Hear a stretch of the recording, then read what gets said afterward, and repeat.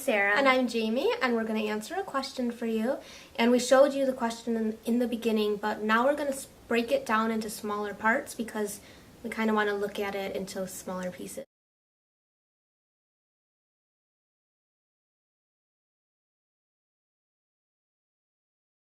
So for the first part of the question, you're talking about having to make some compromises for in the future when you have kids. And you say that you wouldn't have to convert, but that you would have to raise your kids Muslim. And you say that you wouldn't be giving up your own religion, but clearly you state that you would definitely be giving up your religion. Right, and all your traditions and all the things that you may have grown up with and have been doing and you're used to, or that kind of are a part of you. And relationships are about compromise to make both of you happy. And there's a lot of people who date out of their own religion and culture, and they're fine with it. A lot compromise, and there's people that convert, and they're happy with it. But you have to know what you're comfortable doing. Right. I mean, if you're okay with doing what you say is giving up your traditions, etc., then you have to be honest with yourself if you truly are okay doing that. If you're not okay with that, maybe you need to do a little bit more compromising and discussing and see if he is willing to compromise on those things with you, because that would make a difference.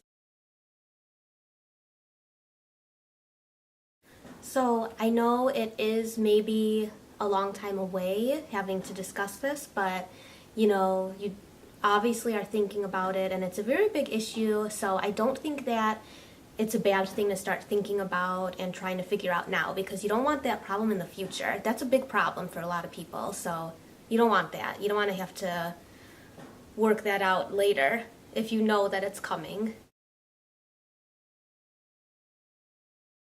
So as far as his temper, you do mention that he has a little temper, and when we were kind of discussing this, I think it was Sarah who said, well, it doesn't really sound like he has a little bit of a temper. It was enough of one for you to mention it and bring it up and be a little bit concerned about it, so. Yeah, and he might have other issues and other problems that he needs to work on, and there's nothing that you can do to change him. You can't change anybody. They are who they are, and if he wants to work on that, then that's up to him to maybe get some counseling, but you can't take it upon yourself to change him.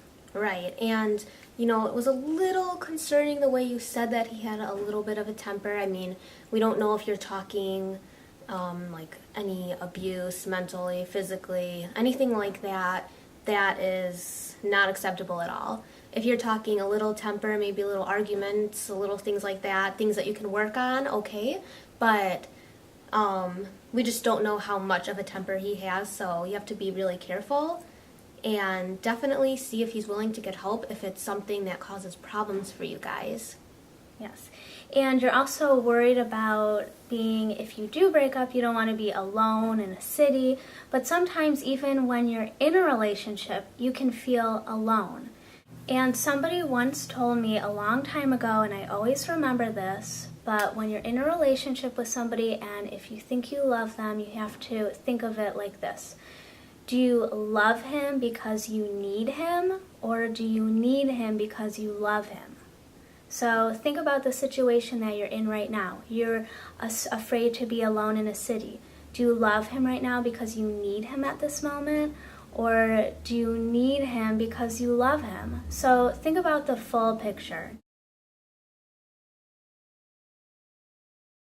And so just to the last part of your question here, should you end it now just to avoid things in the future? Well, you wouldn't really be avoiding things happening in the future, because it looks like, the problem is here now. I mean, as far as his temper and the difference in religions, those are problems or just concerns that are here right now, and you have to figure those out right now. There's no reason to delay that. Yeah, and it's important to think about your top 5 non-negotiables in a relationship. And your non-negotiables are things in your life that you're not willing to give up, that you don't want to negotiate on. And religion is a really big non-negotiable for a lot of people. So if you don't want to raise your kids a different religion, that's a non-negotiable for you. Some people, that's not a non-negotiable, but really think about your top 5 non-negotiables for yourself in a relationship. And you know that these concerns and problems that you have now will only get harder the farther you move into the relationship, and when you take it to the next level, things don't get easier, they get harder, and you need to work these things out now, know what you're going to do, have a plan, have everything settled. And if you guys can't come to conclusions and compromises about these things, then you have to be honest with what you want. Yeah, and it sounds like religion is his top number 1 non-negotiable. So it sounds like he's not willing to compromise on that. So think about what your non-negotiable is too.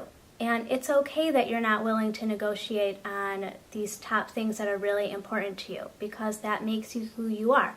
And especially when you bring kids into the relationship, it makes things a lot harder. Okay, well, we hope that helped answer your question for you. I know we didn't answer it for you, but gave you some things to think about, I hope. Yeah, and we don't want to tell you what to do, but we want to help assist you on the way to making that final decision. Yes. So thank you for watching us, and hope that we helped you out. And if anybody wants to help and down in the comments section, you can also reply too. So thank you so much. Bye. Bye. Yeah, this lighting is terrible. I know, the sun's going down now. We need to move here. Right. We don't like that. Okay. It's terrible lighting. It looks blotchy. Ugh.